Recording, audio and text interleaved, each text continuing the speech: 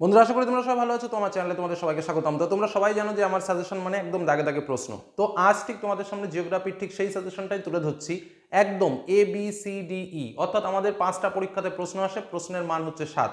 যেটা তোমাকে সবার আগে মনে রাখতে হবে, আমাদের 7 মার্কের প্রশ্ন হলেও কিন্তু ডাইরেক্ট 7 মার্কের কিন্তু কোনো প্রশ্ন আমাদের পরীক্ষাতে আসে না। আমাদের পরীক্ষাতে 7 মার্কের প্রশ্ন আসে ঠিকই, কিন্তু বেশিরভাগ প্রশ্নগুলো কিন্তু পার্ট মার্কিং প্রশ্ন, অর্থাৎ দেখা গেল 2+3+2 বা 4+3 অথবা 2+5 এরকমভাবে প্রশ্ন, অর্থাৎ একটা মেইন কোশ্চেন তার সঙ্গে ছোট একটা লেজুর জুড়ে দেয়।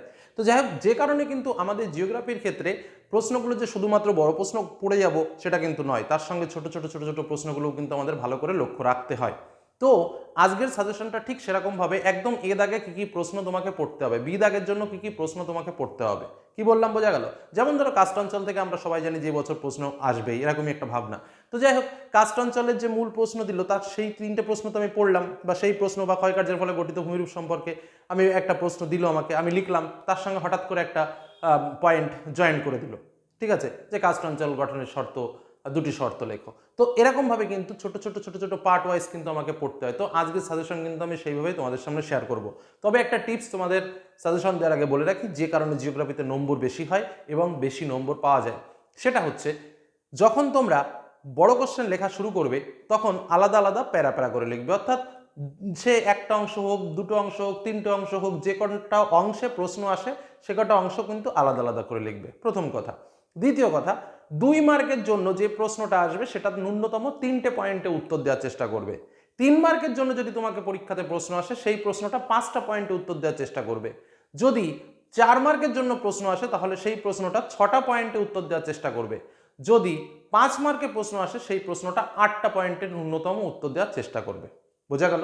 ঠিক একইভাবে যদি আমার পরীক্ষাতে পার্থক্য আসে সেক্ষেত্রেও কিন্তু একই নিয়ম প্রযোজ্য, অর্থাৎ যদি 2 মার্কের পার্থক্য আসে তাহলে আমি 3টে পার্থক্য দেওয়ার চেষ্টা করব। এবার একটা কথা, আমাকে অনেক সময় ধরো পয়েন্ট উল্লেখ করে দিল যে 2টি পার্থক্য লেখো, তখন স্যার আমার থেকে তো দুটোই লিখতে হবে, একদম ঠিক।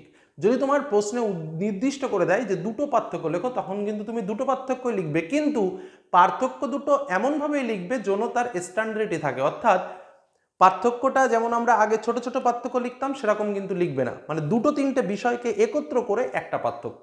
বোঝা গেল? আবার পরেরটাতেও 2-3টে বিষয়কে একত্র করে একটা পার্থক্য, এইভাবে লেখার চেষ্টা করবে। পয়েন্টগুলো খুব সুনির্দিষ্ট সুন্দরভাবে করবে এবং অন্য কালি দিয়ে পয়েন্ট করার চেষ্টা করবে।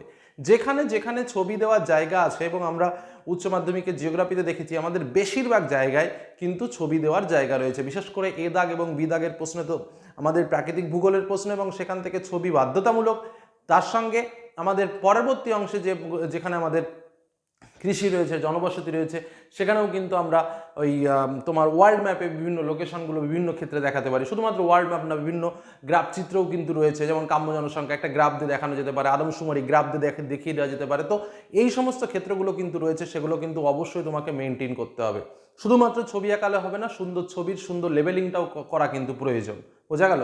এই কথাগুলো কিন্তু মাথায় রাখবে। একটা খাতাতে যখন উত্তর লেখা শুরু করছি, ফার্স্টে উত্তর লেখা শুরু করলাম, ফার্স্ট পেজ উত্তর লিখলাম, দ্বিতীয় পেজ উত্তর লিখলাম, হঠাৎ করে মাঝখান থেকে আমি আরেকটা প্রশ্ন শুরু করব না। নিচেই যদি একটু জায়গা থেকে যায়, থাক না, পরের পৃষ্ঠায় নতুন উত্তর শুরু করো। লেখা সবসময় চেষ্টা করবে পরিষ্কার পরিচ্ছন্ন করার। হাতের লেখার জন্য খুব বেশি টেনশন করার দরকার নেই, শিক্ষক যেন ঠিকঠাকভাবে বোঝে সেটা মেনটেন করবে। জিওগ্রাফির ক্ষেত্রে অনেককে দেখেছি ফালতু গ্যাজাতে, অর্থাৎ নিজের মতো করে ভূগোল তৈরি করতে। নিজের মতো করে ভূগোল তৈরি করার দরকার নেই, সঠিক লিখবে, কম লিখবে, ভুল লিখবে না, এটাই হলো জিওগ্রাফির নম্বর পাওয়ার সঠিক মেথড। আর যেটা বললাম যে পরিমিত যে চিত্র যেখানে দেওয়ার দরকার সেখানে চিত্র লিখবে, যেভাবে পয়েন্ট আউট করার দরকার সেভাবে পয়েন্ট আউট করবে, নম্বর এমনিতেই আসবে। আর এমসিকিউ এসএকিউ এগুলো তো প্র্যাকটিস করতেই হবে, বইটাকে খুঁটিয়ে পড়ো। তার সঙ্গে আমরা ইতিমধ্যে বিভিন্ন ধরনের সেট তোমাদের সামনে বের করেছি, সেগুলো প্র্যাকটিস করো। আশা করছি কোনো রকম কোনো সমস্যা পরীক্ষাতে আসবে না এবং এর মধ্যেই তোমরা কমন পাবে। চলো এবার আমরা মূল সাজেশনটাকে দেখে নিই, যেখানে আমরা দাগ নম্বর অনুযায়ী তোমাদের জন্য প্রশ্ন সাজিয়ে রেখেছি। চলো তাহলে দেখে নেওয়া যাক মূল সাজেশন। তার আগে বলবো, যারা এখনো চ্যানেলকে সাবস্ক্রাইব করোনি অবশ্যই সাবস্ক্রাইব করে নাও এবং বেল আইকন অবশ্যই ক্লিক করে রাখো, যাতে এরকম আরও গুরুত্বপূর্ণ ভিডিও তোমরা দেখতে পাও। বন্ধুরা, তাহলে শুরু করা যাক আজকের মূল সাজেশন পর্ব। প্রথমে আমরা যে প্রশ্নটা বলবো সেটা হচ্ছে কাস্ট অঞ্চল থেকে কিন্তু আমাদের এবছর পরীক্ষাতে প্রশ্ন আসবেই। তো কি প্রশ্ন আসতে পারে? কাস্ট অঞ্চলের ক্ষয়চক্রের ফলে গঠিত 4টি ভূমিরূপ সম্পর্কে আলোচনা করো। এরকম ডাইরেক্ট হতে পারে, বা 3-4টে ভূমিরূপ তুলে দিল, মানে ভূমিরূপের পয়েন্টগুলো দিয়ে বললো এই 3টি সম্পর্কে আলোচনা করো, সেভাবেই কিন্তু আসতে পারে। আর তার সঙ্গে অ্যাকুইফার ও অ্যাকুইক্লুডের পার্থক্য, আর্টিজিও কূপ কীভাবে গড়ে ওঠে, সমপ্রায় ভূমির সংজ্ঞা দাও। এর সঙ্গে যে প্রশ্নগুলো রেডি রাখবে, প্রবাল প্রাচীরের উৎপত্তি কীভাবে ঘটে লেখো, মৃত্তিকার পরিলেখ কিসের উপর নির্ভরশীল, মৃত্তিকার দুটি গোষ্ঠীর পার্থক্য, দুটি গোষ্ঠী মানে তোমার পেডোকাল আর পেডালফার, গ্রোথন কাকে বলে, স্বাভাবিক ক্ষয়চক্র মরু ক্ষয়চক্রের মরু অঞ্চলে ক্ষয়চক্রের পার্থক্য, ডেভিস বর্ণিত ক্ষয়চক্রের বিভিন্ন পর্যায়গুলো আলোচনা করো এবং কিছু প্রণালীর সংজ্ঞা রয়েছে, তার মধ্যে কেন্দ্রমুখী জলনির্গম প্রণালী, জাফরিরূপী জলনির্গম প্রণালী, এই দুটো কিন্তু খুব ভালোভাবে রেডি করবে। কেন আমি এরকমভাবে প্রশ্নগুলো দিয়েছি, কারণ এ দাগে আমাদের যে প্রশ্নটা আসবে, আমি তোমাদের বলে রাখি, এ দাগে আমাদের প্রত্যেকটা প্রশ্নের মানই কিন্তু 7, কিন্তু যেটা বললাম যে 7 মার্কের কোশ্চেন কিন্তু আমাদের ডাইরেক্ট আসবে না, পার্ট মার্কিংভাবে প্রশ্ন আসবে, অর্থাৎ 2+3+2 এরকম আসতে পারে, বা 3+4 এরকম আসতে পারে, বা 5+2 এরকম আসতে পারে, যে কারণে কিন্তু আমাদের 2 মার্কের প্রশ্নগুলোকে অ্যাভয়েড করলে হবে না, সেই প্রশ্নগুলোও কিন্তু ভালো করে রেডি রাখতে হবে। আর যে সেটটা তোমাদের সামনে তুলে ধরলাম, অর্থাৎ একদম প্রথম থেকে শুরু করে এই এর আগে যতটুকু বললাম, এর মধ্যে দেখবে অনেকগুলো 2 মার্কের কোশ্চেন, অনেকগুলো 3 মার্কের কোশ্চেন, অনেকগুলো 5 মার্কের কোশ্চেনের সেট রয়েছে। তো এই সমস্ত পার্টটা কিন্তু তোমাকে রেডি করে যেতে হবে। এই পার্টটা যদি তুমি রেডি করতে পারো, তাহলে একদম নিশ্চিত থাকতে পারো যে 7 মার্কের কোশ্চেনে এ দাগে তোমাকে কেউ আটকানোর ক্ষমতা নেই। বোঝা গেল কি বললাম? এবার আসবো বিদাগের প্রশ্ন। বিদাগের প্রশ্ন কি দিয়েছি দেখো, উপযুক্ত চিত্রসহ নাতিশীতোষ্ণ ঘূর্ণবাতের জীবনচক্র ব্যাখ্যা করো, দাক্ষিণী দোলন কাকে বলে, ক্রান্তীয় ঘূর্ণবাত ও নাতিশীতোষ্ণ ঘূর্ণবাতের পার্থক্য কী, তোমার জঙ্গল উদ্ভিদের পরিবেশগত অভিযোজন সম্পর্কে লেখো, জীববৈচিত্র্যের গুরুত্ব কী, জীববৈচিত্র্য বিনাশের কারণগুলো কী কী, জঙ্গল উদ্ভিদ ও নবনম্ব উদ্ভিদ সম্পর্কে যা জানো লেখো। এই সেটটা কিন্তু ভালোভাবে রেডি করবে বিদাগের জন্য। এবার আসবো সি দাগের প্রশ্ন, একদম ওপেন কোশ্চেন। দক্ষিণ ভারতে কফি চাষের উন্নতির কারণ কি, শ্রীলঙ্কায় নারকেল চাষের উন্নতির কারণ কি, শস্যাবর্তনের সংজ্ঞা দাও, সবুজ বিপ্লবের সুফল ও কুফলগুলি লেখো, ব্যাপক কৃষি ও প্রগাঢ় কৃষির পার্থক্য লেখো। ঠিক আছে, এবার আসবো ডি দাগের প্রশ্ন।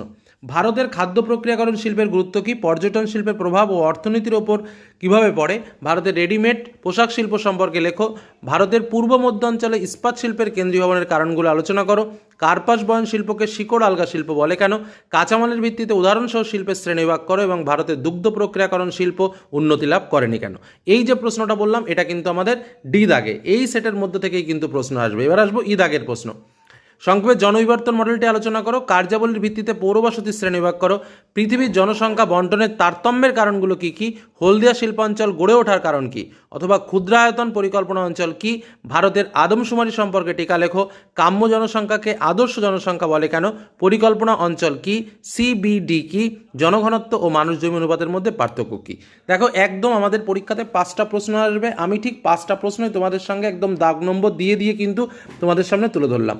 তো এই প্রশ্নগুলো তুমি পরীক্ষার আগে অবশ্যই রেডি করে নাও, কারণ আমাদের পরীক্ষাতে যে প্রশ্ন আসবে তা কিন্তু এই প্রশ্নগুলোর সমন্বয়ে তৈরি হবে, এটুকু তোমাদের বলি। আর যে টিপসগুলো বললাম, কীভাবে কী লিখতে বললাম, সেগুলো মেনটেন করে পরীক্ষার হলে লেখো, ভূগোল নিয়ে চিন্তা করার কোনো কারণ থাকবে না। এই বলে আজকের আলোচনা শেষ করলাম। সকলে ভালো থেকো, সুস্থ থেকো, সাবধানে থেকো, ধন্যবাদ।